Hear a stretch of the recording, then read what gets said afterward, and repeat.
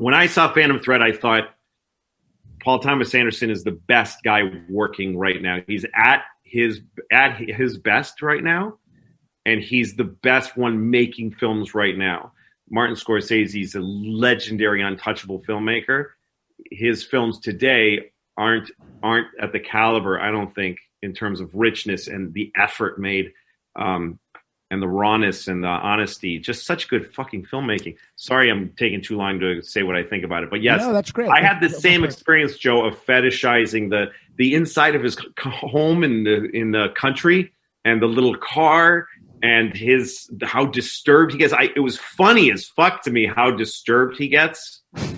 And I remember one day I was shooting my show on Fifth Avenue, and we had a little white tent with some with our electronics and some shit under it, but we took up a little bit of the sidewalk, and fucking Daniel Day-Lewis walked by, and he hit his head on our tent, and I was in awe of watching him walk by, and he hit his head on the tent a little bit, and I said, "I'm sorry, did you hit your head on that?" And he, without looking back, he said, "Yes, I did." Like, really? And I was like, my God, there's a little bit of him, and I don't know him at all.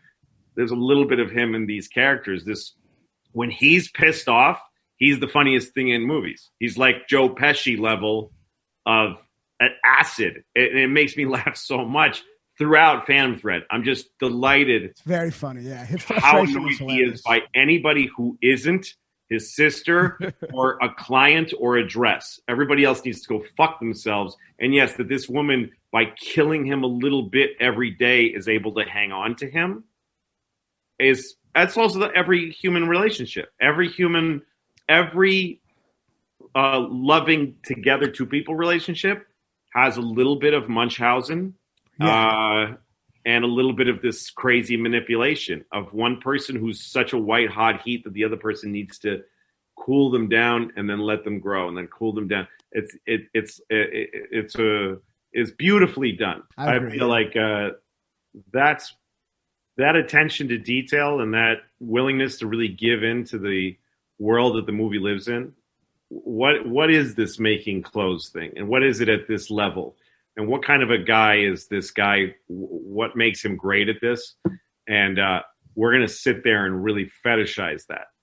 Right. You start to get off on the clothes and the way that everything that gets him off, and you watch and the way he looks at her and his command of his client and his respect of his client and his home and his sister, who's a lot like There Will Be Blood, the guy that hangs out with him, his partner. If you never replaced what your mother did for you, I mean, then you'll always pine for her. I mean, you never replace when your mother dies. You guys both still have your moms, I think. My mom died a couple of years ago, and the thing that you face is that when your mother dies, because it usually, I mean, look, when people lose their moms early in life, it's a whole other experience I didn't have. But I lost my mom in my 50s, and like my mom said, that's appropriate. Like when I said to her, "I don't want you to die," she said, "That's the way. This is the way it works. We're going in order, and this is the age you're losing me at a pretty average age." But the thing that goes with your mom is the realization you'll never get this kind of support again, and you don't have it coming any longer. It's now your job to offer it to other people. That's a big thing. But when you lose your mom, if you don't fill your life, you only are able to handle that if you find other sources of love, or if so this guy was a slave to his art. So that's why losing his mom was such a devastating thing. But this is his one hopeful movie. If all these other movies are a search for connection, this one achieves it. If The Master is two with the same people only finding each other, if There Will Be Blood is a man steadfastly refusing love and what happens to a man like that, this movie is all these movies are about crazy people. Well, they're all about madness.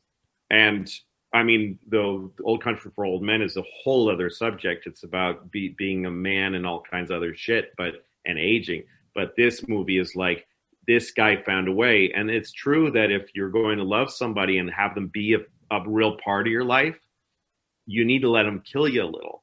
You need to let them you need to give something in return. And they need to take a person who's There Will Be Bloodish in life, just exploding with a ability and gain and success is alone. And this incredible artist in the Phantom Thread has this woman who needs to, but also she has this great shining thing in her, and he douses her a little bit because he takes her out of she was this blooming rose in the world, and he takes her into the shade with him into this dark world. So she's giving up a lot too. It's an interesting partnership, and it is true. You're not gonna find somebody without giving up some of what you value. Romance, a new romance, a honeymoon period is something that makes you feel, I'll never be lonely again.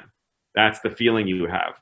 This is candy. This is like a fairy tale, and it'll never be anything else. And then you find out, oh no, I'm terribly lonely. Even though this is the right person for me, I'm still lonely. How do we maintain this now that that's reality has come back? At first, art is a way to keep away the shitty feelings, to feel good about yourself, and to as a defense. The thing that when you watch an artist sustain is when they're able to take their dedication to their art past the point of romance. When you lose the honeymoon with your art, and it becomes a fucking business partner instead of like a real marriage. Then you're doing it because you believe in it, and you're doing it when you in a way that isn't just like, ooh, how this makes me feel. You'll go the rest of your life having these conversations where you go like, yeah, it doesn't work. Marriage doesn't work. And anybody who's doing it is faking it, or, whatever.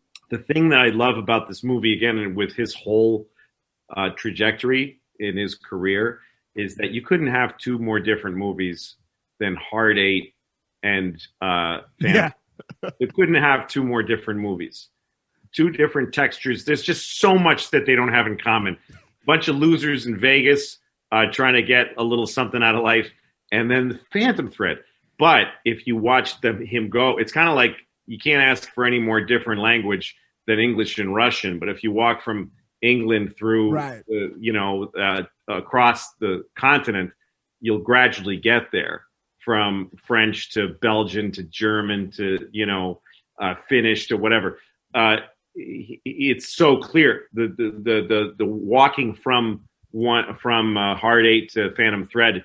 It makes perfect sense. They're all connected. They're all the same guy, and when he gives himself completely though to the next thing, he really takes the next step. He doesn't reuse old tricks, which like Spielberg is, I think, a master filmmaker. Not every film he's made has been great, and he likes to work more than some people do. So he just makes more movies, but he has tricks, and I enjoy them. He has a bunch of things he does in every single movie. He does all the same shit. This guy doesn't do that. Speaking of nothing that I just said, but we saw the new P.T. Anderson movie yesterday. Me and Nick saw it yesterday. Unanimous review. Which movie? I just didn't care. The Phantom Thread.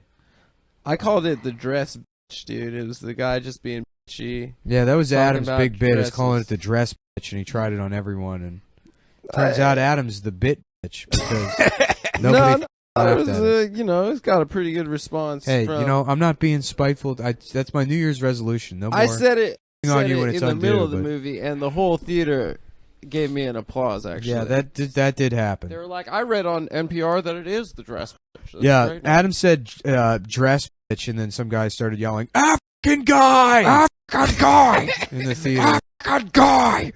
Yeah, that was great. Yeah, I just didn't care about that movie at all. I couldn't really connect.